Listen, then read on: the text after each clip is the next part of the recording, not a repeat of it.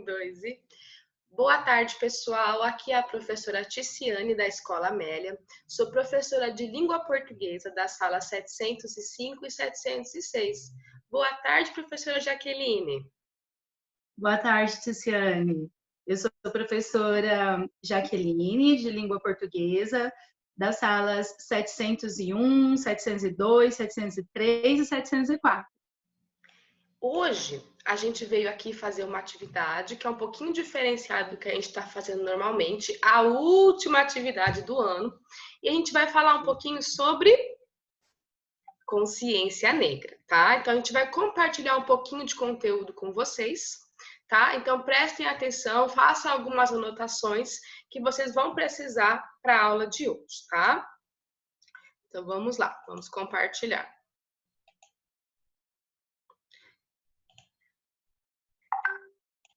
Então, como vocês sabem, ou deveriam saber, né? A consciência negra,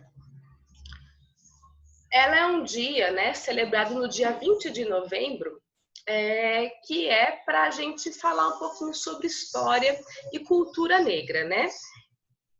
Por que ela acontece no dia 20 de novembro, né? Porque durante a época da escravidão, ao contrário do que muita gente pensa, né? A escravidão não foi um período em que os negros aceitaram a escravidão, né? Houve resistência, né, dos negros contra a escravidão. E um desses locais de resistência eram os quilombos, né? E tinha um quilombo muito conhecido e muito forte, que era o Quilombo dos Palmares. E ele era liderado por Zumbi dos Palmares, tá? Só que houve toda uma trama para emboscar e assassinar Zumbi, né? Então, dia 20 de novembro é a morte de Zumbi dos Palmares. E a comunidade negra se reuniu e resolveu que esse dia seria comemorado o Dia da Consciência Negra, tá? Então, por que falar sobre isso, né? Porque muitas vezes a história, os personagens negros, eles foram esquecidos, né? E não foram considerados representativos. Então, a gente tem que falar sobre história e cultura negra. Também, a gente tem que dar voz, visibilidade e empoderar essas pessoas para que elas tenham mais representatividade na sociedade, né? Em todas as áreas profissionais, culturais, na mídia, né? E também a gente precisa falar sobre racismo e violência contra os negros, né? Porque às vezes a gente não percebe o quanto de racismo existe em nós e na sociedade, para a gente poder combater isso, certo? Então a gente vai conhecer um pouquinho agora de autores da literatura brasileira negros, que vamos ler uns trechinhos e vão ser representativos para nós no dia de hoje. Vamos falar, então, sobre, primeiro, Cruz e Souza, tá? Cruz e Souza, então, ele viveu de 1861 a 1898, ele é chamado de Dante ou Cisne Negro. Ele é um poeta simbolista, tá? Que ele trabalha com sonhos, com coisas mais espiritualistas. E ele foi filho de escravos alforriados. Vamos lembrar que a escravidão terminou em 1888. Tá? Então, ele viveu durante a escravidão e os pais dele foram escravos que foram libertos. Então, como isso era forte para ele, né, naquela época. E, com certeza, um filho de escravos alforriado não tinha muita oportunidade naquela época. Se hoje já é difícil para os negros algumas oportunidades, naquela época era muito pior, né?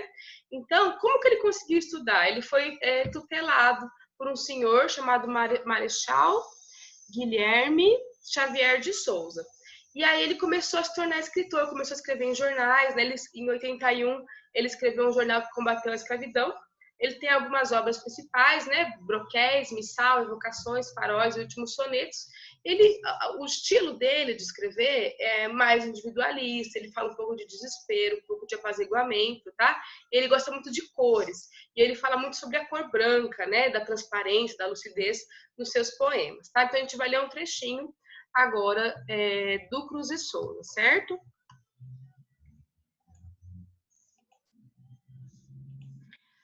Essa poesia se chama Litania dos Pobres, tá? A litania é ladainha, tá? E ele vai falar um pouquinho sobre o que é ser pobre, né? Os miseráveis, os rotos, são as flores dos esgotos, são espectros implacáveis, os rotos, os miseráveis, são prantos negros de furnas, caladas, mudas, soturnas, são os grandes visionários dos abismos tumultuários, as sombras das sombras mortas, cegos, a tatear nas portas, procurando céu aflitos, e varando de céu o céu de gritos, faróis à noite apagados por ventos desesperados. Inúteis cansados braços pedindo amor aos espaços, mãos inquietas estendidas ao vão deserto das vidas, e a languidez fugitiva de alguma esperança viva, que trazeis magos aos peitos, e o vosso bando é de eleitos, que vestes a pompa ardente do velho sonho dolente, que por entre os estertores sonhos belos sonhadores. Tá? Então, esse foi um pouquinho do Cruz e Souza.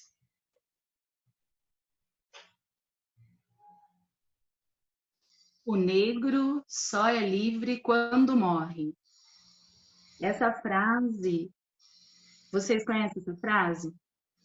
Essa frase aí é da Carolina Maria de Jesus. Nós estudamos um pouquinho sobre ela na escola, né, gente? No comecinho do ano e no ano passado, a gente viu um pouquinho sobre ela. E pode passar, Tis. Ela nasceu em 1914 e faleceu em 1977. Ela foi uma catadora de papel, residente na favela do Canindé, em São Paulo. Ela vivia numa situação muito precária, né? Como vocês podem observar pela foto, e ela ainda cuidava de 3 filhos. E mesmo ela estando nessa condição de ser negra e pobre, morar em uma favela, isso não tirou dela, né, a paixão que ela tinha pela leitura. Tudo que ela recolhia de papel, escrito, cadernos e livros, ela guardava e ela lia. E embora ela tenha estudado somente até o segundo aninho do primário, ela já tinha conseguido, ela havia conseguido a escrever, né? Ela aprendeu a ler e a escrever muito bem, né? Então isso foi um ponto positivo para ela, né? Foi a favor. E assim, essa frase, né? O negro só é livre quando morre. É muito forte, né, gente? Para a gente parar para pensar. E é tão atual. Quando eu escolhi essa frase para colocar aí para vocês, eu vi como é atual, né? Em tudo que a gente viu aí nos jornais há pouco tempo, né? No Dia da Consciência Negra, dia 20 de novembro, e é muito atual, né? A gente ainda vive isso. Ainda não, parece que a escravidão ainda não acabou, né? Pode passar, Tia. Aqui eu vou comentar um pouquinho do livro, um principal livro dela, né? O Quarto de Despejo, Diário de uma Favelada, que ela escreveu em 1960. Tá? Aqui tem um trecho para vocês. Tudo que ela via na favela, tudo que ela passava, o cotidiano dela, ela escrevia. Ela colocava nesse diário. 15 de julho de 1955. Aniversário de minha filha Vera Eunice. Eu pretendia comprar um par de sapatos para ela, mas o custo dos gêneros alimentícios nos impede a realização dos nossos desejos. Atualmente, somos escravos do custo de vida. Eu achei um par de sapatos no lixo, lavei e remendei para ela calçar. Então, aqui a gente pode perceber, né, a realidade, né, a dura realidade que ela vivia. E eu acho que ninguém melhor do que ela, nossa, como da favela para o mundo, né? Carolina Maria de Jesus, da favela para o mundo. E foi mesmo, porque ninguém melhor do que ela para descrever, para escrever tudo isso que ela viveu ali no cotidiano dela, no dia a dia, ali dentro da favela, só ela mesmo. Ninguém mais, acho que eu, que nunca vivi numa favela, não teria escrito, né, com tanta maestria como ela fez, né? Então, a gente vai falar também um pouquinho sobre Lima Barreto, né, um outro escritor negro que viveu no século XIX, né, entre 1881 e 1922, né. Então, além de escritor, ele foi jornalista, né, e ele tem uma obra muito grande, né, ele publicou romances, sátiras, contos, crônicas e periódicos como jornais e revistas, tá? E ele também é filho de uma antiga escrava, e só que aí o pai dele é um madeireiro português, né? Na época falava que se era mulato, mestiço, tá? Mas, apesar da sua mãe ser uma antiga escrava, também o que muda ali na vida dele é que ela teve a oportunidade de ser educada e ela se tornou uma professora de primeira a quarta série, tá? E o Lima Barreto, ele era um homem assim que tinha posições muito críticas e ele era muito combativo, né? E ele falava sobre a questão do negro na sociedade, da pobreza. Ele falava das hipocrisias que existem na sociedade. Só que o que aconteceu? Por ele ser negro, por ele ter essa postura mais combativa, ele foi marginalizado, né? Então ele acabou que ele teve uma vida de esquecimento e cada vez mais ele foi mergulhando na pobreza, tá? Então, ele só vai ser descoberto e valorizado, muitos desses autores acontecem isso depois da sua morte, tá? E aí, o que a obra dele fala? Ele vai falar de desigualdade social, de hipocrisia e falsidade dos homens e das mulheres em suas relações dentro da sociedade. Então, é um texto assim, é tipo um humor, tirando sarro das coisas que acontecem na vida das pessoas, tá? Então, tem muita ironia, muito sarcasmo. E as principais obras são O Triste Fim, de Policarpo Quaresma, e é um conto, é O Homem que Sabia Javanês, tá? Vou falar um pouquinho sobre O Triste Fim, de Policarpo Quaresma, que é um livro, assim, sobre um homem, né, que ele é um nacionalista, que ele quer que tudo, que o Brasil seja uma agricultura, que todo mundo fale tupi-guarani e que o Brasil seja unido politicamente. Então, na verdade, ele é um doido, né? O Policarpo Quaresma, e ele tenta, e o livro todo é ele tentando fazer com que essas coisas deem certo. Só que ele vai esbarrando em várias coisas que ele não vê, porque ele é um ingênuo, né? Então, até ele defende um dos presidentes na época, que é o presidente Floriano Peixoto, e quem não conhece, o presidente Floriano Peixoto, ele foi responsável por um grande massacre na cidade de Florianópolis, que tem esse nome por causa dele, né? Inclusive que ele decapitou várias pessoas que se revoltaram contra ele e enterrou dentro da ilha. E nesse livro, né, o Lima Barreto faz alusão a esse fato histórico, e o Policarpo Quaresma, ele também é vítima desse massacre, que se chama O Triste Fim, de Policarpo Quaresma, tá? Então eu vou ler um trechinho para vocês. O Quaresma está doido. Nem se podia esperar outra coisa, disse o Dr. Florencio. Aqueles livros, aquela mania de leitura. Para que ele lia tanto? Indagou Caldas. Telha de menos, disse Florencio. Ele não era formado? Para que meter-se em livros, né? E aqui ele fala um pouquinho, então, dessa sociedade que acha que é meio hipócrita e né? Acha que uma pessoa não deve ler livros se não é formado, tá? Vamos conhecer nossa próxima autora. Isso, né? E engraçado, né, Tícia, que olha quantos anos atrás, né? E a realidade parece que é tão atual. Sim, né? Muito atual. Essa questão, né, eles abordavam, né, nos livros, né, temas, né, já como o racismo, né, a discriminação, a falta de recursos, né, e assim, sempre a gente percebe o desejo também de mudança que foi passando, né, para as próximas gerações, né? A luta, né, a resistência. Vamos lá. Agora, a Geni Mariano Guimarães, ela nasceu em 1947, professora, poeta, ficcionista, tá? Ela nasceu numa área rural lá do município de São Manuel, estado de São Paulo, não tão longe da gente, diga-se de passagem. E ela iniciou a carreira dela como escritora publicando seus primeiros trabalhos no Debate Regional e no Jornal da Barra. Porque depois de São Manuel, ela foi para Barra Bonita, né? E lá ela fixou residência, né? E começou a construir a carreira dela. Ela também dedicou-se às questões sociais, principalmente no que se refere à afirmação da afrodescendência, chegando a se candidatar até para o cargo de vereadora, gente, da cidade, né, lá de Barra Bonita em 2000. Né, de tanto, ela é uma militante também, né, nas questões do negro.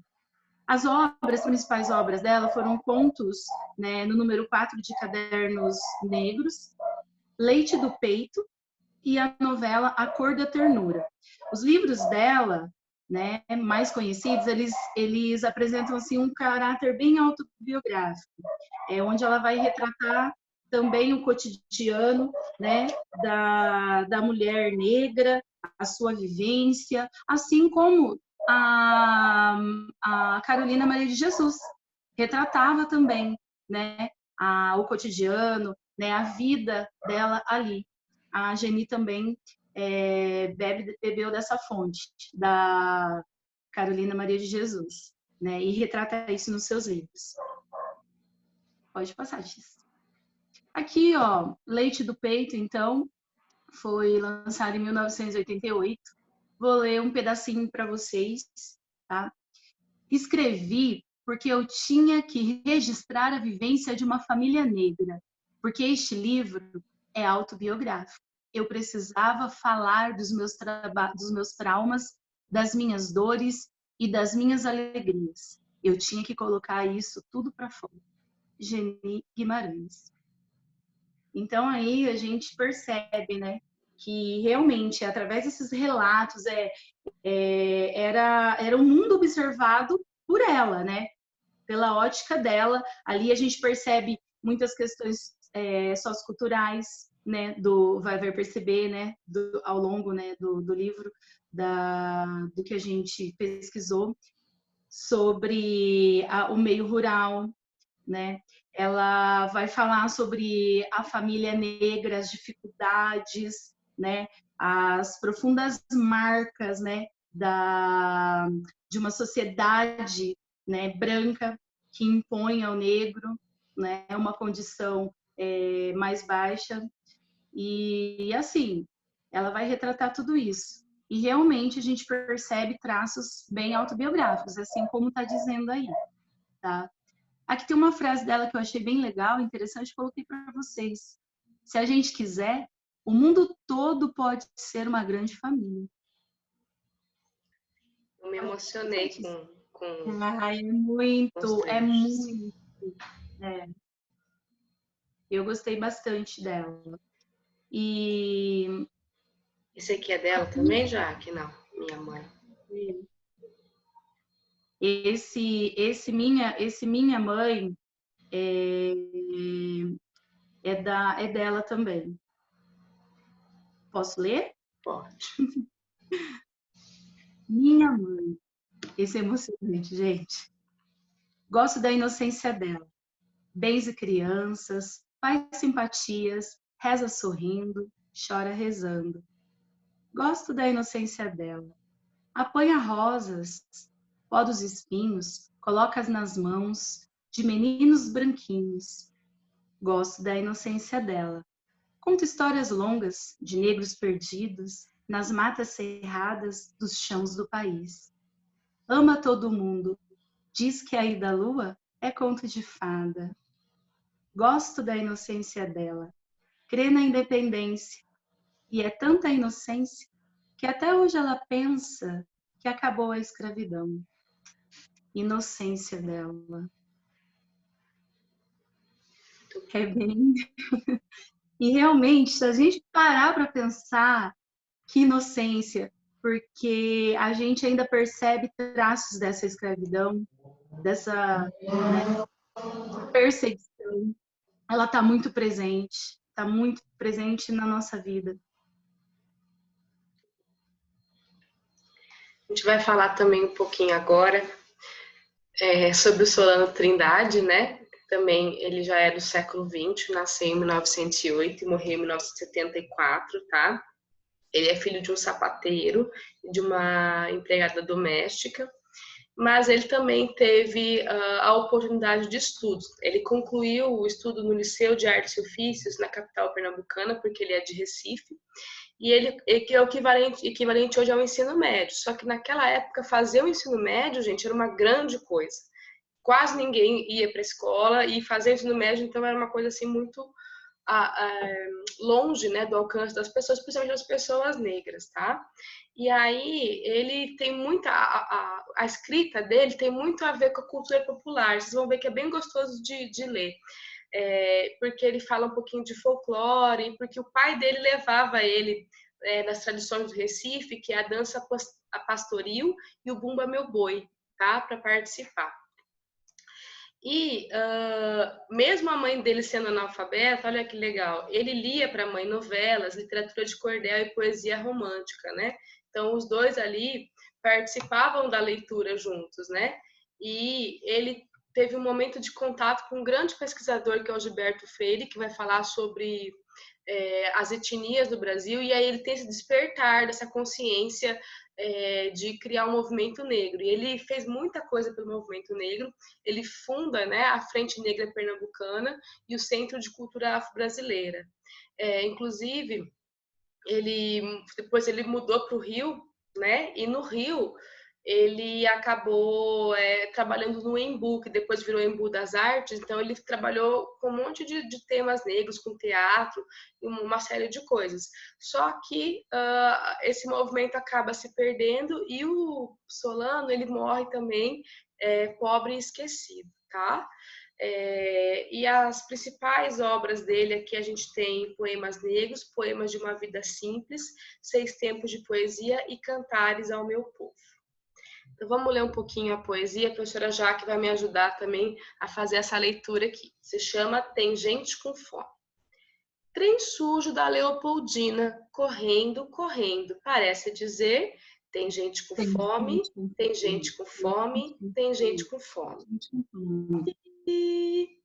Estação de Caxias, de novo a de trem sujo da Leopoldina, correndo, correndo, parece dizer: tem gente com fome, tem gente com fome, tem gente com fome. E Vigário Geral, Lucas, Cordovil, Brás de Pina, Penha Circular, Estação da Penha, Olaria, Ramos, Bom Sucesso, Carlos Chaga, Triagem, Mauá, Trem sujo da Leopoldina, correndo, correndo, parece dizer: tem gente com fome, tem gente com fome, tem gente com fome. Tantas caras tristes, querendo chegar em algum destino, em algum lugar. Trem sujo da Leopoldina, correndo, correndo, parece dizer: tem gente com fome, tem gente com fome, tem gente com fome, tem gente com fome.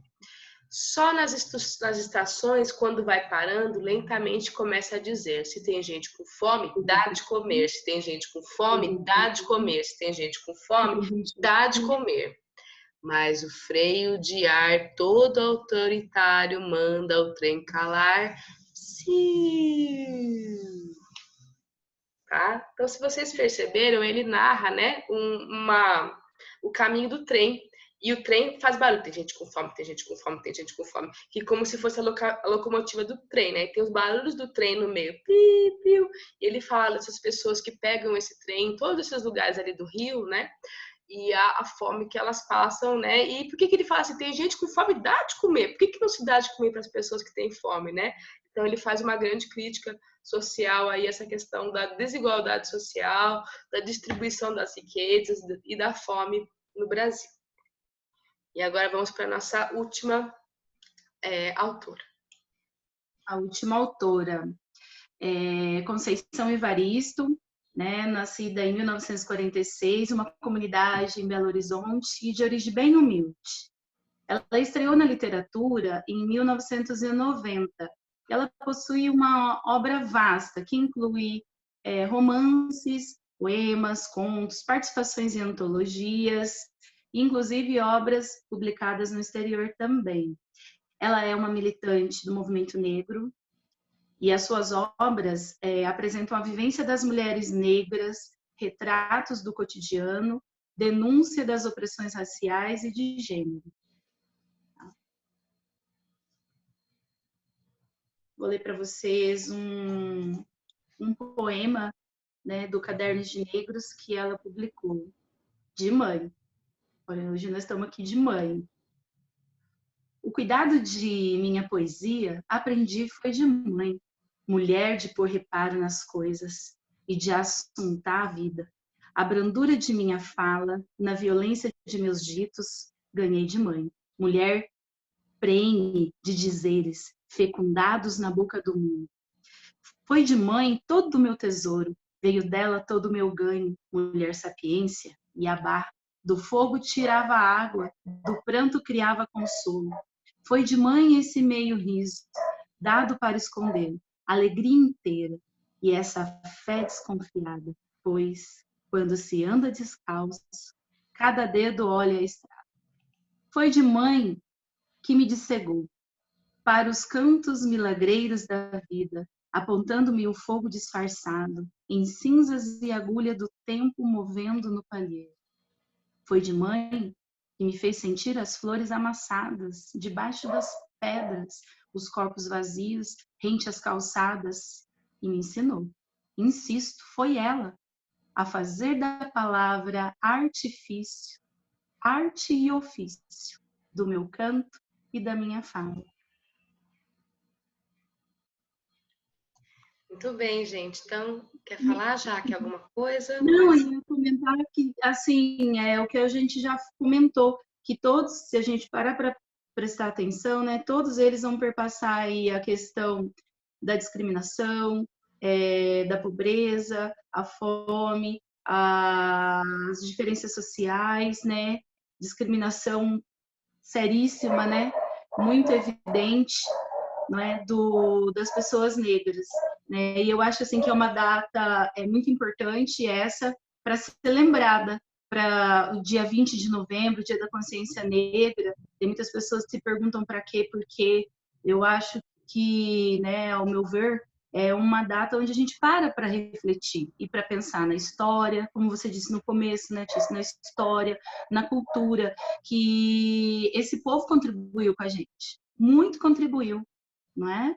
Então, nós devemos ser muito gratos, né, a eles, porque faz parte da nossa cultura, faz parte do nosso sangue, né? Todos temos esse sangue que corre nas nossas veias, né? Dos nossos ancestrais, se a gente for estudar lá atrás na história, isso traz, a gente carrega com a gente isso daí, né? E eu acho que é um momento para a gente repensar nas nossas atitudes, nossas ações, né? Com a pessoa, eu acho que não é nem, só para fechar minha fala, eu acho que não é nem assim o dia da consciência negra. Eu assisti uma palestra e eu não vou lembrar o nome, mas ele disse o dia da consciência humana, né? E não negra. Por que da consciência negra, consciência branca? E sim da consciência humana. Todos nós somos iguais, somos seres humanos. Uhum. Que, na verdade, né, a importância de falar consciência negra é porque a gente pensar que, pela história, o negro não era considerado humano na escravidão, né? A gente até falou de holocausto do dia de Johnny Frank, mas a escravidão é como se fosse um holocausto brasileiro, né? E por isso que a gente não fala dia da consciência humana e fala dia da consciência negra, porque quem era considerado humano? O homem branco, tá? Então, por isso é importante falar, realmente marcar essa questão de consciência negra, tá? E entender essas desigualdades que ainda existem, porque a escravidão ela foi há 100 e poucos anos atrás, mas pensar, muitos de nós somos tataranetos de escravos, então não foi há tanto tempo. Então continua, né, essa repercussão. E o nosso trabalho de hoje é para que as pessoas negras possam escrever, né, estar nos livros, nas capas dos livros, estar na TV, estar no YouTube, na internet, né, e que a gente possa ler mais e consumir conteúdo negro também, tá bom? quer falar alguma coisa, mas já que vamos para a tarefa. Tarefa. Vamos lá, tarefa de hoje, gente. O que vamos fazer hoje, tá? Então, se você não anotou, anota aí o nome dos autores que nós trabalhamos hoje: Geni Guimarães, Cruz e Souza, Lima Barreto, Conceição Evaristo, Solano Trindade, Carolina de Jesus. Você vai escolher um. E aí, o que você vai fazer? Você vai pesquisar um trecho ou um poema desse autor na internet, tá? E aí você vai postar um comentário lá nos comentários de turma dessa atividade aqui mesmo, tá? Lá na Google Classroom. E você postou o seu e em cima vai ter o do seu colega, porque eu já vou mostrar como é que vai ser essa dinâmica.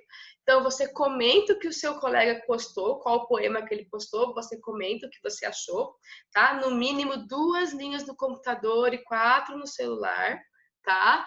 E depois você posta o seu poema que você escolheu. A gente vai fazer uma demonstração aqui rapidinha do que é para fazer, tá?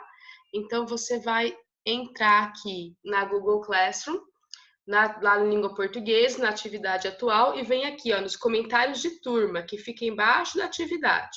A professora Jaque vai postar aqui o poema dela para a gente ver como é que seria a atividade, como se a gente fosse alunos, tá?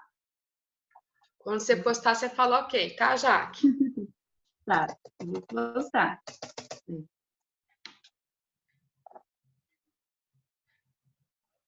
Ah, deu certo. Postou? Não, ainda não. É que tem uma propaganda no meio e aí eu tirei. Vamos lá.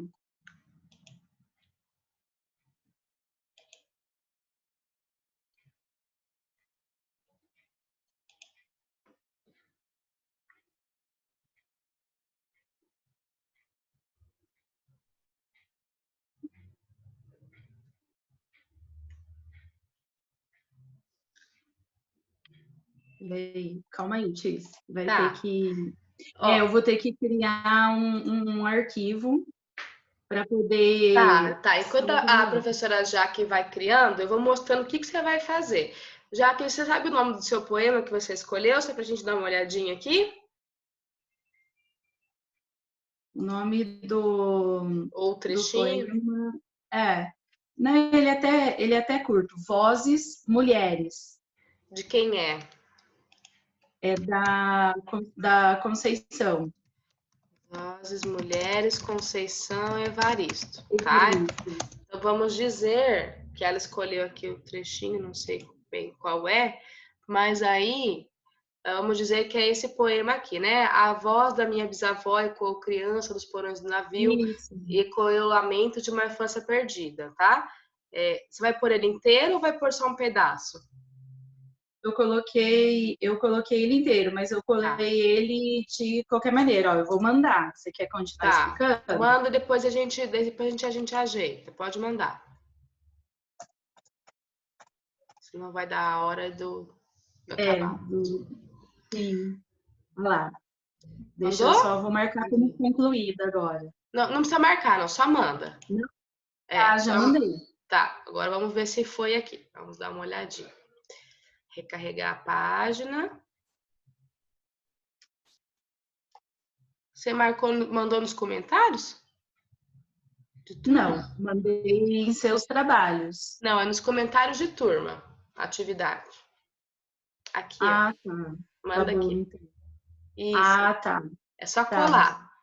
Tá bom. Tá? Eu mandei como se fosse gente, aluno. presta atenção. Não é para mandar nos seus trabalhos, tá? É para mandar nos comentários de turma, tá? Aí vocês vão colar aqui, a atividade. Isso, a atividade vai ser aqui, dessa vez, tá? Aqui. Ela é aqui, para todo mundo interagir, como se fosse um fórum, tá? Aqui não. Então, aí tem o poema da professora Jaque, tá? E aí eu vou fazer um comentário sobre esse poema, o que eu achei. Eu sou o segundo aluno que vai postar. Então, aí eu vou olhar aqui. Ela fala um pouquinho nesse poema sobre a ancestralidade da avó, que passa para a avó, que passa para a mãe, que passa para a filha, e que a filha, pela questão do racismo estar melhorando na sociedade, tem mais chance de ter liberdade, né? Aí eu vou fazer um comentário aqui. Esse poema, vocês vão falar com as palavrinhas de vocês, tá? Reflete a questão da ancestralidade do negro e como as relações raciais estão melhorando. Eu posso fazer um comentário pessoal. Ele me emociona muito, pois não, vou mudar aqui. Ao pensar que a violência contra o negro diminui e o empoderamento aumenta. Empoderamento. Ok. Aí, fiz o meu comentário e vou colocar o meu poema. Como é que eu vou pesquisar? Você vai pôr lá. Por exemplo, eu escolhi o Solano Trindade.